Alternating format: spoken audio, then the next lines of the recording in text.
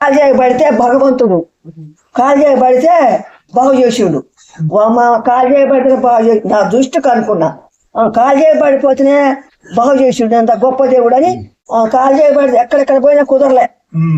ఇక దేవుడు నమ్ముకున్నా గొప్ప దేవుడు అని తెలియదు మాకు. అప్పుడు కాలు చేయబడితే నయం చేసిండు. నాకు బాగుంది కంచి కడుపులో పుట్టింది 20 సంవత్సరాలు. ఇప్పుడు 40 ఏళ్ళు నా పేరు చచ్చినాయి.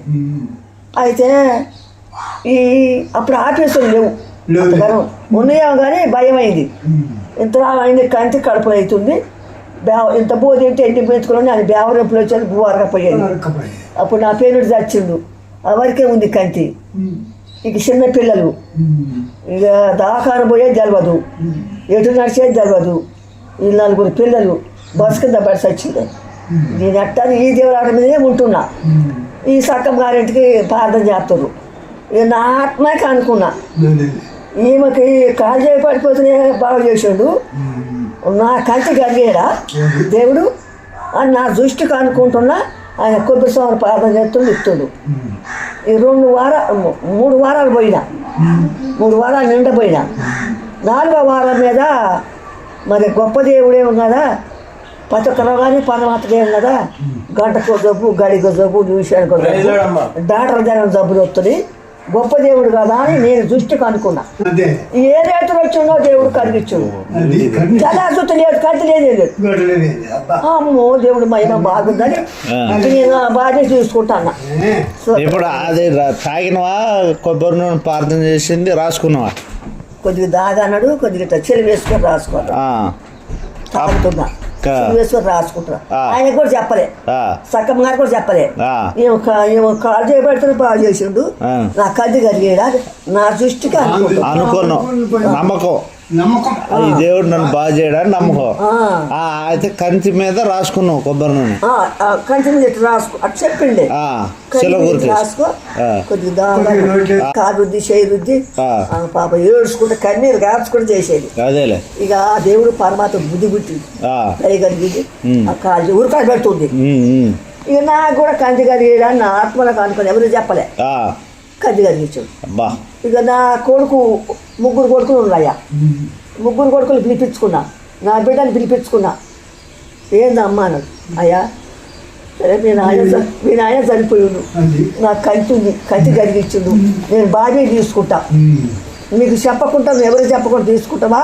నీ పెత్తనమే అంటారు. మీరు చిన్నతనమైనా జ్ఞానం ఉండాలి అని నేను బాగా తీసుకుంటాయా అన్న.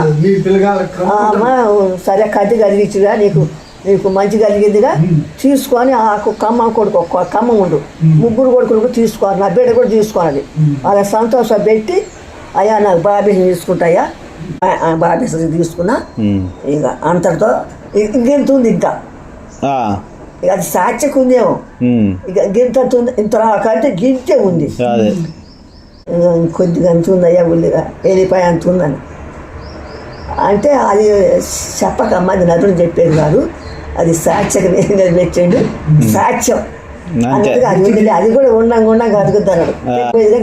ఏం కాదు, ఎవరు చెప్పేది కాదు, అది దేవుని మహిమము ఉండంగా అది కూడా పోయింది అన్నాడు. అది నా శాంతి కలిగింది.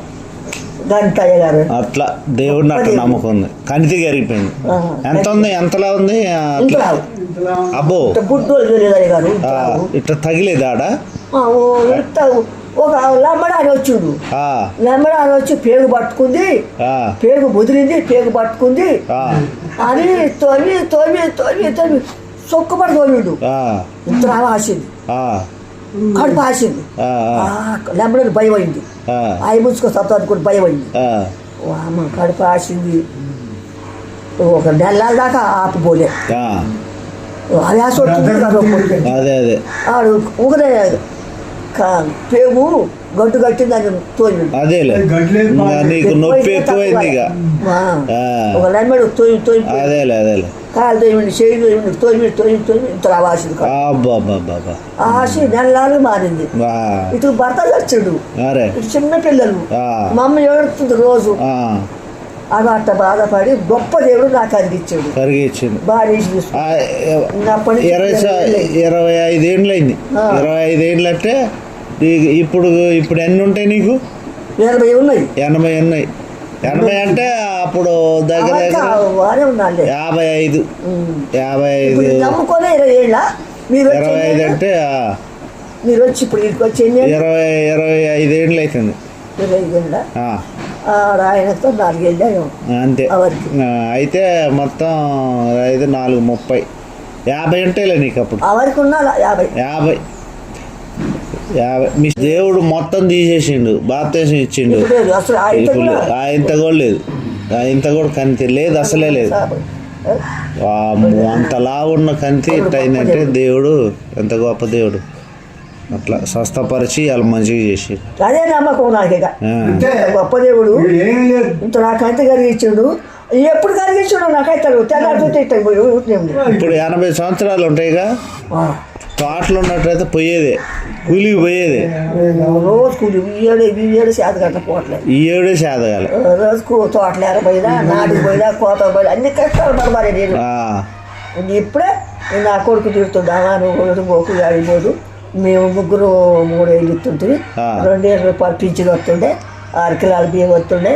ఇక నాడు పోకుడు కాలు దాది చేయి దాది ఓడి నేనైతే చేయరు, కూరలు చేయరు. ఉన్న కాడికి వండుకో, నీ పాత్రేందో ఆడవారం పోకుండా చాలా కాకుండా ఇంటి చేసుకో. నువ్వు ఎన్ని బాటలు ఉన్నాయి, కంచుకు తక్కువైంది, మైండం కూడా లేదు నీకు. ఇంట్లో కూకో చేపదైతే పో, ఆడవారం చాలా కాకుండా అంటాడు నా కొడుకు. ఆదివారం వస్తూనే ఉంటుంది. ఆదివారం వస్తుంది, ఆన్లైన్ కూడా వస్తుంది. నాకు 2 కార్లు కూడా దగ్గరకు వచ్చే కార్లు కూడా అయిపోయింది. దేవుడు కృప. ఏది ఈ బేకు దెబ్బ ఆ కారు కర్రే కాదు, ఖరాబ్ పోయింది. అక్కడి నుంచి వచ్చేది అది కారు రాలే. ఇప్పుడు బోగాడానికి చూడగానే టాకులు పడి బేకు ఏం చేద్దామా, వామ్మో ఈ బేకు పడదంటే ఇది చిత్రం అయితే ఏమయ్యా నాకు చూడలే కాదు. ఆ భగవంతుడు హైవే రోడ్డు నుంచి అటు దాటాలిగా, అటు నుంచి ఇటు దాటాలిగా. ఇటు చూస్తే అటు వస్తున్నాయి, అటు చూస్తే ఇటు వస్తున్నాయి కార్లు, బర్రని వస్తున్నాయి. మారే కారు 2 సార్లు అట గుద్ది తొక్కిపోవాలి. నాకు బేకులు పడ్డాయి. దేవుడు మహిమ అనుకుంటా నేను. దేవుడు కర్రె కారు ఎరగాతాయి కాదు, అక్కడి నుంచి ఎరగాతాయి.